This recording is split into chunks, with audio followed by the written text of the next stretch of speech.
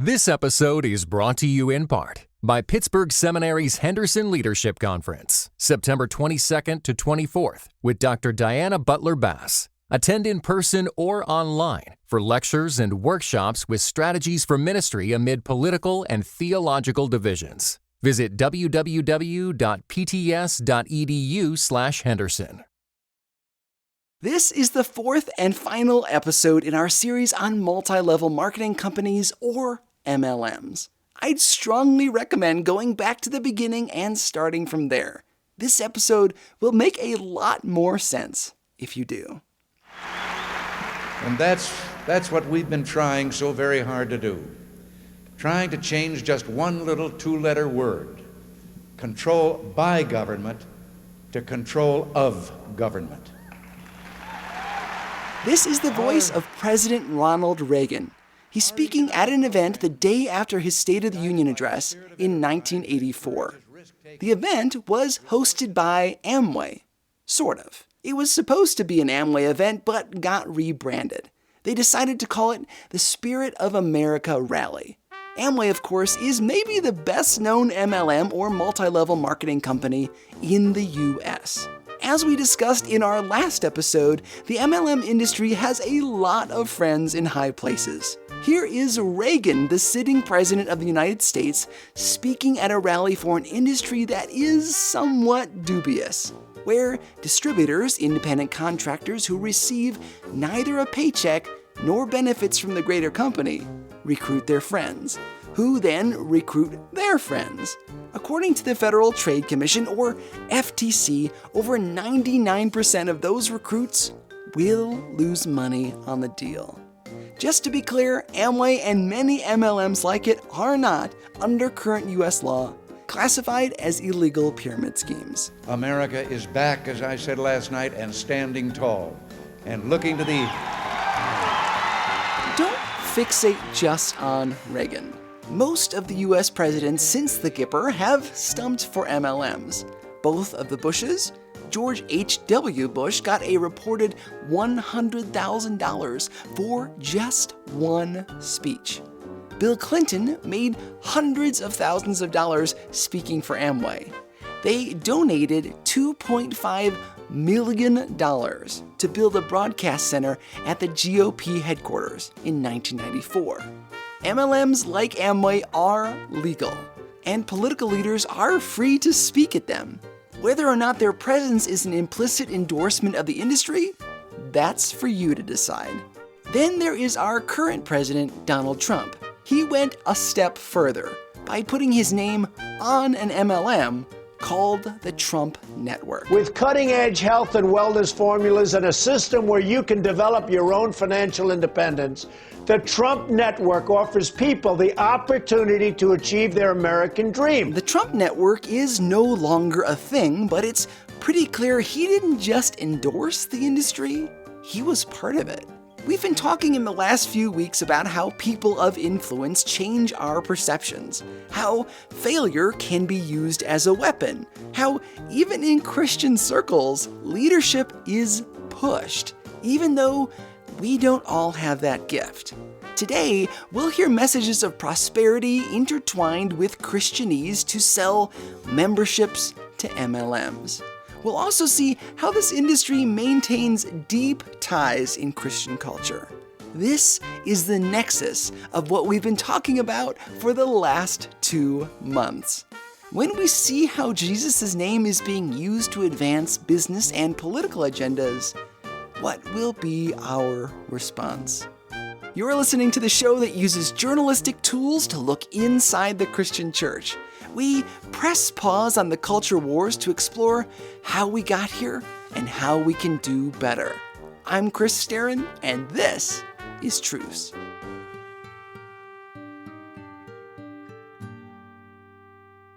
This episode is brought to you by No Small Endeavor, the acclaimed podcast from Great Feeling Studios and PRX.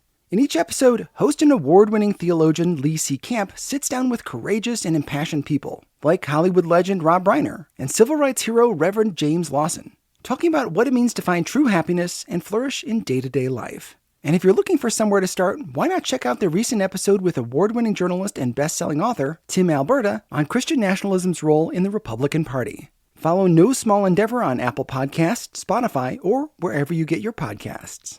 Sometimes it seems like the multi-level marketing model was designed to hook Christians. Imagine we're at a dry erase board.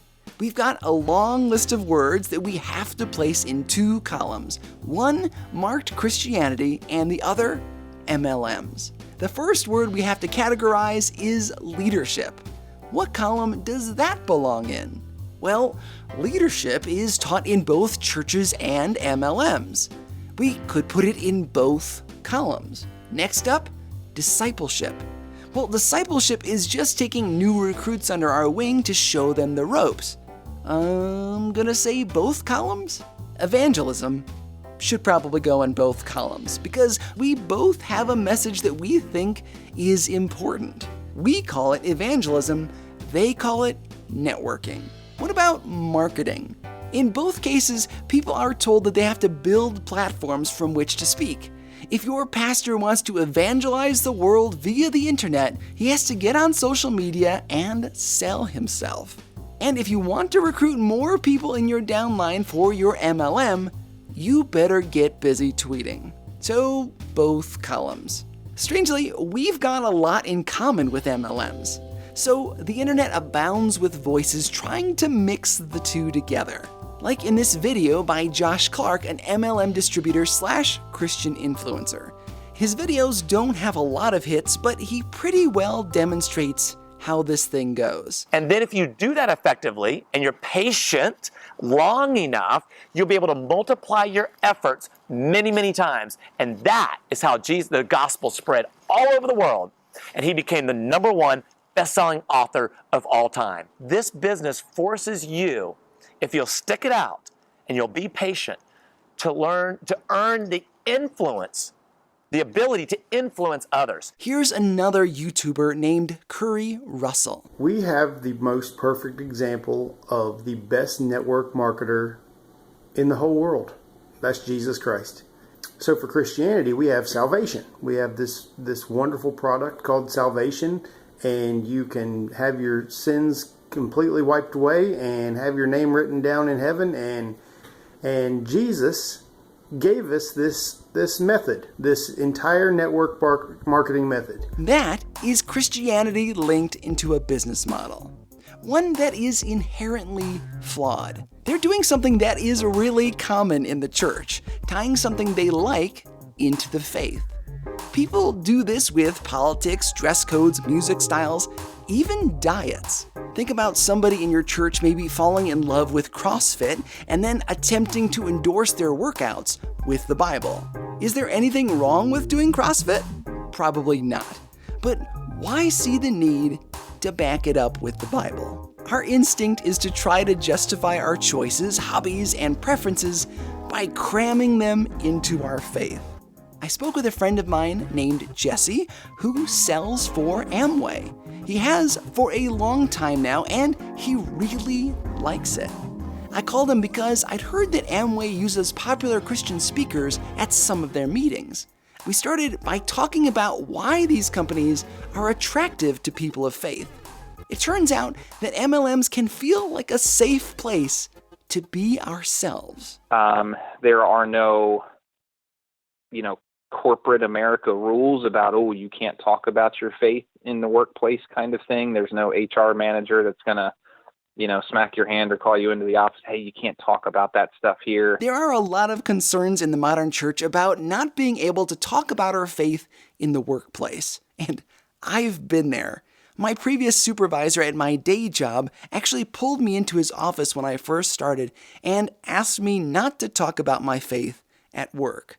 This was a Christian man telling me this, not out of anger or fear, but just to warn me. I work for a school district, and that kind of thing is not welcome. One of the draws of multi-level marketing is that you, as an independent business owner or training organizer, are free to do as you please. Because these independent teaching and training organizations are independent of Amway. They're affiliated, and there's an accreditation program that they can choose to go through where Amway puts their stamp of approval on them. And there are certain guidelines there, but it is pretty much an open forum for leadership to express their beliefs very openly. And I like that. Yes, you're not getting benefits, workers' comp, or a paycheck, but you can do things your way. Keep in mind we're talking about independent teaching and training system has completely different leadership than Amway. So, in other words, the Amway sales executives, they would show up at the conferences and they would kind of give the usual corporate updates of what's going on at the corporation of Amway. But then part of this business model is you're considered an IBO, independent business owner. You're not an employee of Amway. So what you do with your team, as long as it's within the guardrails that they establish, you're free to do and talk about. Even to the point of being explicit with your beliefs in your sales calls or when hosting a training session. You can also invite really influential people to speak.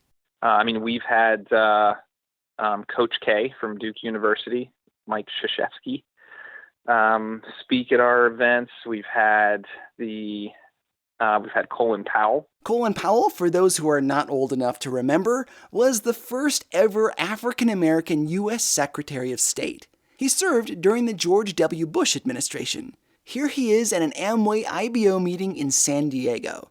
It's from an amateur video clip posted in 2011. I want to begin by expressing my appreciation for being invited here this evening, but to congratulate all of the Amway achievers. I've been backstage listening to all of them come out, listening to their testimonials, listening to the presentations they've made, and once again inspired by a company like Amway, the American way, inspired by people who are willing to devote their time and their talent and their everything in order to be successful in life.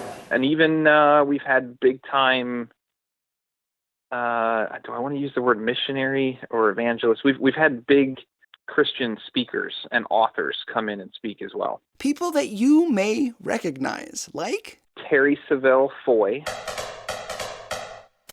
Jerry Savelle's daughter. Jerry Savelle is a television prosperity preacher akin to Kenneth Copeland. His daughter has a fairly popular presence in the media as well. She knits Christ and prosperity teaching together with buzzwords from Christian culture. She talks a lot about following your dreams and God's wonderful plan for you. Here she is from a YouTube clip. Hey, I'm Terri Savelle Foy, and you're watching Live Your Dreams. I pray that as you invest in yourself today, you're captivated and you're catapulted to live your dreams. In fact, I want to talk to you about indicators you have a dream from God. Of course, it's so important that we have a dream.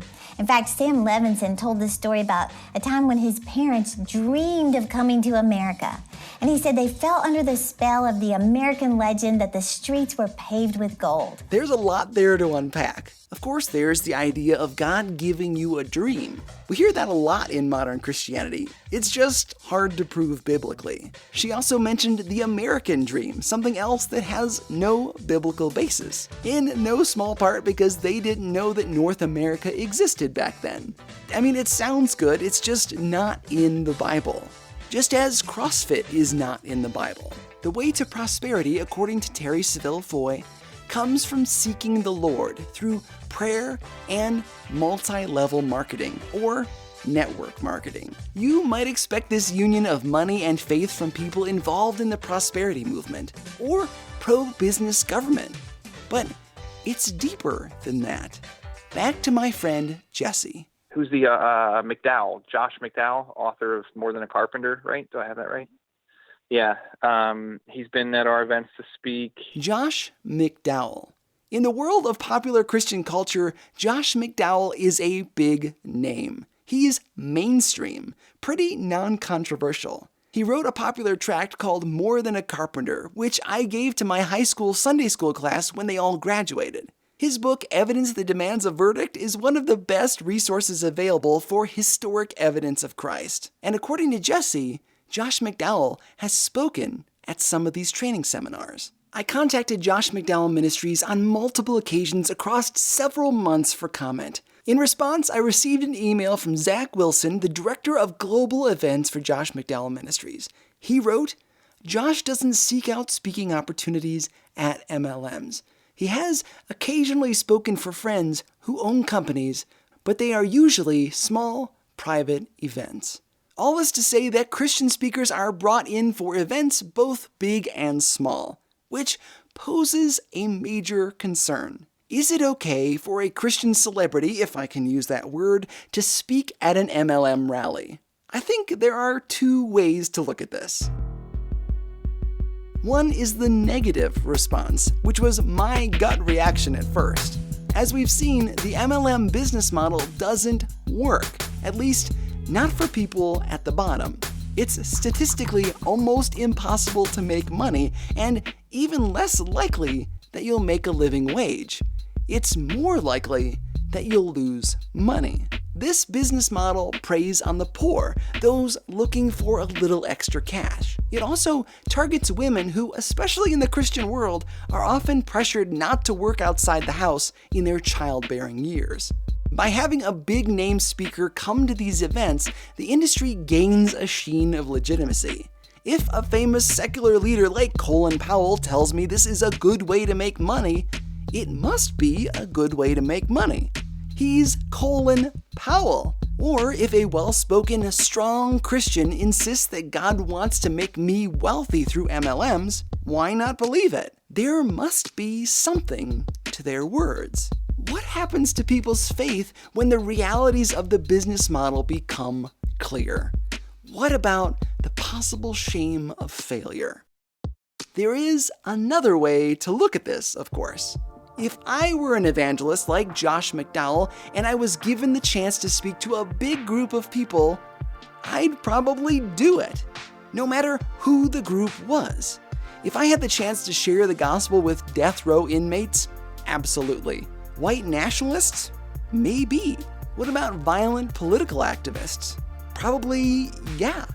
Because we as Christians believe that the gospel can change lives and change hearts. Can I really advocate that an evangelist walk away from a captive audience? Not all of the money brought into MLMs goes to the top. Some of it ends up benefiting charities like Mercy Ministries, which receives money from a very large MLM. According to their website, Mercy Ministries helps young women ages 13 to 32 break free from life-controlling issues and situations, including anxiety, depression, sexual abuse, eating disorders, self-harm, addictions, unplanned pregnancy, and sex trafficking. Which sounds like a great ministry, it really does. I reached out to them for comment, but did not hear back. Their partnership with the industry seems like a win-win. The MLM helps people in need and gains a positive social image, and the people who go through this program receive much-needed assistance. The irony is that this ministry that helps women is funded by an organization that targets women and saddles them with debt. This may be an unfair comparison, but hear me out. How do gangs get their neighborhoods to go along with their behavior? What about drug cartels? I mean, yes, there's a fear element, but many gangs become successful by spreading their money around. They say, look at our nice cars and our clothes. This could be you. They don't just hoard the money, they give it back in obvious ways that make people think it's worth the hassle. Listen, I know modern society does not do well with comparisons. I'm willing to trust that you can understand the difference between pointing out the similarities between MLMs and gangs and actually calling MLMs gangs. Because MLMs do use similar tactics. They say, don't look at the debt we create, the poor business model, the damage we do. Focus instead on our powerful friends, on the flash of our sales meetings, on nice clothes and the money we give to the community. And they establish an us versus the system attitude. In our era, a lot of Christians feel neglected and ignored. The temptation, the really strong temptation, is to find power by illegitimate means. If the government or academia or the powerful won't take us seriously, then we'll find people who will do what we say. We Christians, of all people, have to resist illegitimate power. Yes, MLMs spread the gospel. Yes, some tiny percentage of people make money with this. Yes, it sounds good that people in a free country should be able to conduct business however they want. But what is the cost of aligning ourselves with these companies? It finances ministries, but it ruins everyday people. It evangelizes, but people who see through the business model will also think that Christianity is a pyramid scheme where all the money funnels to pastors or leaders. It's time for us to see that our real power comes from the finished work of Christ. Who cares if the influencers, the presidents, the celebrity Christians tell us that the solution is in money, power, politics, and business? It's time we turn away from illegitimate power and back to where our true power comes from Jesus and Him alone.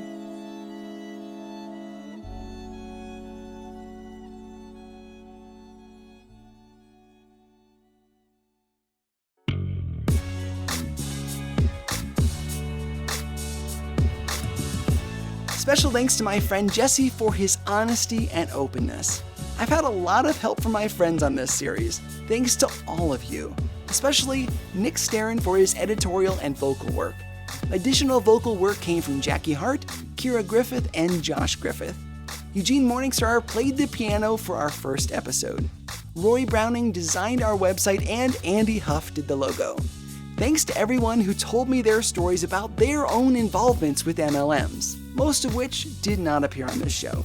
The idea for this series was sparked by an excellent podcast called The Dream. It contains some strong language, but it is well worth the listen. If you enjoyed this series, please leave a comment on your podcasting app and tell everyone you know about this show. Most Christian podcasts are sermons or a few people sitting around microphones, and that's okay. But we're doing something different, bringing you in-depth, intelligent stories with high production values. If you want to hear more content like this, please tell your friends. Really, you who's listening to this, go tell your friends. It makes a big difference. And if you like, you can donate to the show on our website at trucepodcast.com. Once you're there, you'll find our archived episodes, pictures, helpful links, and our social media accounts. Follow us on Twitter, Instagram, and Facebook at Truce Podcast. Because this series was so labor-intensive, we're going to take next week off, and God willing, we'll have a new full-length episode the following week. Thanks for listening. I'm Chris Starrin, and this is Truce.